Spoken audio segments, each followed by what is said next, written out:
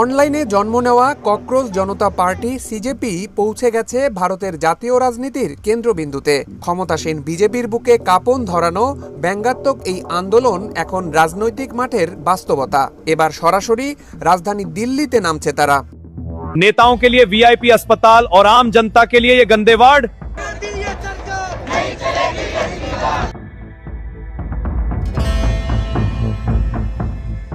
দর্শক, শ্রীলঙ্কার দাপুটের রাজাপাকসে পরিবারের পতন এবং বাংলাদেশের লৌহ মানবী খ্যাত শেখ হাসিনার অভাবনীয় দেশ ত্যাগের পর বিশ্ব রাজনীতির দাবার বোর্ডে এবার সবচেয়ে বড় এবং ভয়ঙ্কর ভূমিকম্পটি আঘাত এনেছে খোদ ভারতের নয়াদিল্লির বুকে। যে নরেন্দ্র মোদীর প্রশাসন নিজেদের দক্ষিণ এশিয়ার সবচেয়ে অপ্রতিরোধ্য, স্থিতিশীল এবং শক্তিশালী সরকার বলে দাবি করত, আজ তাদের সেই অহংকারের মসনদ চরমভাবে টলমল করছে। বেইমানি করা হচ্ছে ছেলে মেয়েদের সাথে। এক মুহূর্ত আর ভারতবর্ষের ছেলেমেয়েরা, ছাত্রছাত্রীরা ধর্মেন্দ্র প্রধানের মতন এমন একজন ব্যক্তি, যার উনি নামে প্রধান আর ওনার কাজ হচ্ছে প্রধানত টাকা তোলা বিজেপির ফান্ডের জন্য। এনটিএ অযোগ্য, এনটিএ ব্যর্থ। 1 মাস 1.5 মাস সময়ের মধ্যে নিটের দুর্নীতি, পেপার লিক, তারপরে দেখা গেল নেট পরীক্ষায় ফর্ম ফিল আপই করতে পারলো না লক্ষ লক্ষ ছেলেমেয়েরা। দুর্নীতির জন্য যে পরীক্ষা বাতিল হয়েছে এবং যে ছাত্রছাত্রীদের আজ বাদে কাল ডাক্তারিতে ভর্তি হয়ে ডাক্তার হওয়ার কথা ছিল, সেই জায়গায় দাঁড়িয়ে আজকে তারা জেলায় জেলায়, রাজ্যে রাজ্যে তারা সুইসাইড করছে, তারা মৃত্যুকে বরণ করে নিতে বাধ্য হচ্ছে।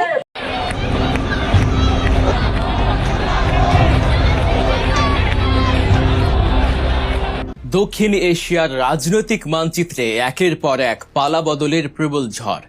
শ্রীলঙ্কার দুর্দণ্ড প্রতাপশালী রাজাপাকসে পরিবারের পলায়ন, বাংলাদেশের ক্ষমতাধর শেখ হাসিনা সরকারের নাটকীয় পতন এবং নেপালেও পরিবর্তনের যে উত্তাল হাওয়া লেগেছিল তার রেশ কাটতে না কাটতেই এবার বিশ্ব গণমাধ্যমে সবচেয়ে বেশি যে প্রশ্নটি আলোড়ন তুলেছে তা হলো, এবার কি তবে ভারতের পালা?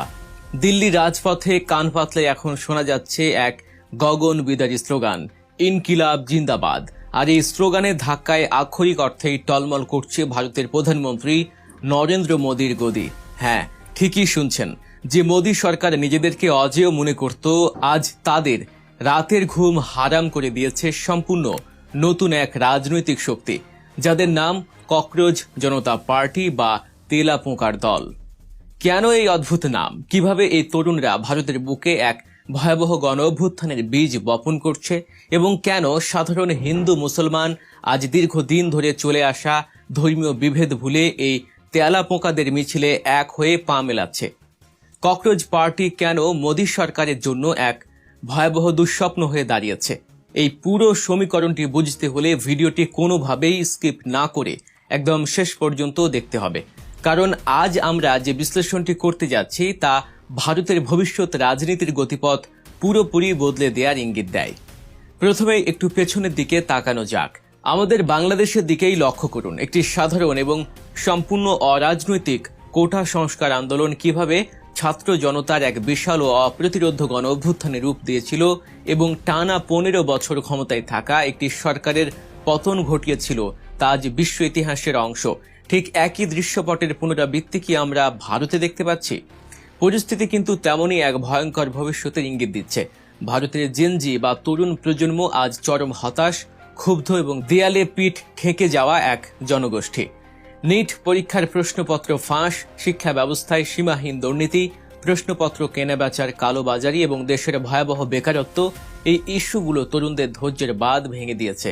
তাদের এই পুঞ্জীভূত ক্ষোভের এক অভিনব বিস্ফোরণ হিসেবে জন্ম নিয়েছে ককরোচ জনতা পার্টি বা সিজিপি।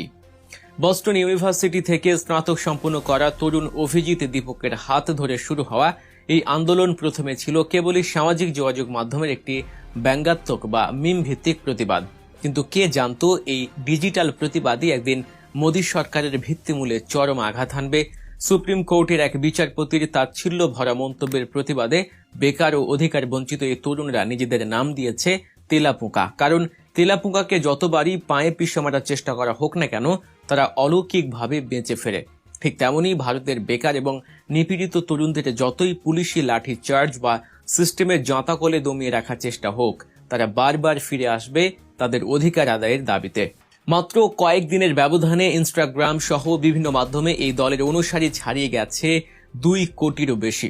এবার আসা যাক সবচেয়ে গুরুত্বপূর্ণ এবং স্পর্শকাতর আলোচনায়, যা ভারতের রাজনীতির মূল চালিকা শক্তি। রাজনৈতিক বিশ্লেষকদের মতে গত 1 দশক ধরে নরেন্দ্র মোদীর নেতৃত্বাধীন বিজেপি সরকার ভারতে যে রাজনীতির চর্চা করেছে তা মূলত উগ্র ধর্মীয় বিভাজনের রাজনীতি।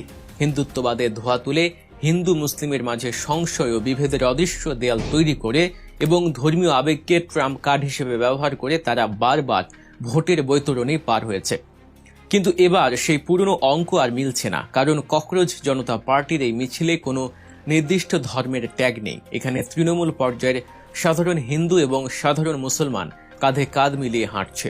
ভারতের এই তরুণ প্রজন্ম আজ রাজপথে নেমে স্পষ্ট জানিয়ে দিয়েছে তারা আর ধর্মের নামে রক্তপাত, কাল্পনিক শত্রুতা, সাম্প্রদায়িক দাঙ্গা বা বিভাজনের নোংরা রাজনীতি চায় না। তারা রাম মন্দির বা মসজিদ নির্মাণের বিতর্কের চেয়ে নিজেদের কর্মসংস্থান, ফাঁস না হওয়া প্রশ্নপত্র এবং একটি মেধাভিত্তিক ও দুর্নীতিমুক্ত শিক্ষা ব্যবস্থা নিয়ে অনেক বেশি চিন্তিত।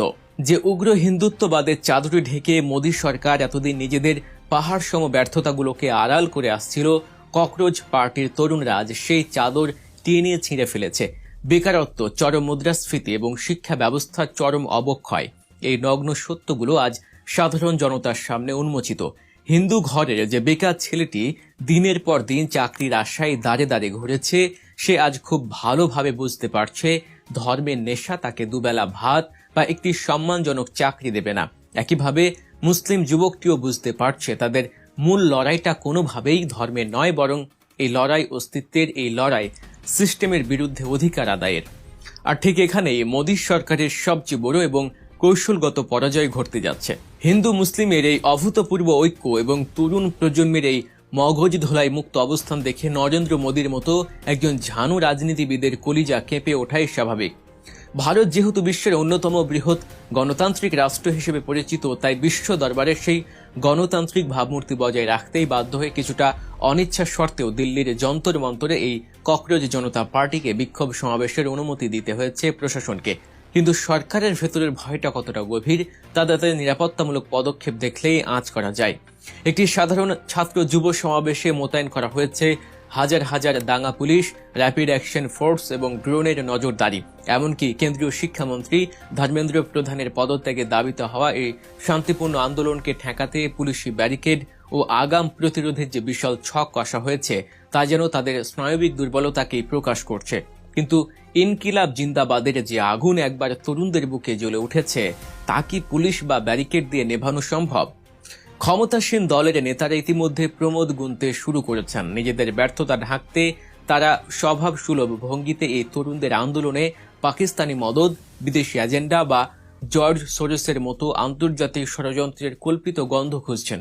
কিন্তু নগ্ন বাস্তবতা হলো, যখন একটি দেশের 40% বেশি গ্রাজুয়েট তরুণ বেকার থাকে, যখন মেধার বদলে কোটি টাকার বিনিময়ে মেডিকেল বা সরকারি পরীক্ষার প্রশ্ন বিক্রি হয়, তখন কোনো বিদেশি ষড়যন্ত্রের প্রয়োজন হয় না। ভেতরের এই জন্ম নেয়া ক্ষোভই একটি শক্তিশালী সরকারকে টেনে হিঁচড়ে সিংহাসন থেকে নামানোর জন্য যথেষ্ট। বাংলাদেশের গণঅভ্যুত্থান থেকে শিক্ষা নিয়ে মোদী সরকার হয়তো ভেতরে ভেতরে চরম সতর্ক, কিন্তু সাধারণ জনতার স্রোত এবং তারুণ্যের গণজোয়ার একবার শুরু হলে কোনো স্বৈরাচারী বা এক নায়কতান্ত্রিক সরকারই যে শেষ রক্ষা করতে পারে না, ইতিহাস তার সবচেয়ে জ্বলন্ত সাক্ষী। রাজনৈতিক বিশ্লেষক এবং সমালোচকদের মতে ভারতের রাজনীতিতে আজ এক ঐতিহাসিক সন্ধিক্ষণ উপস্থিত। ককরোচ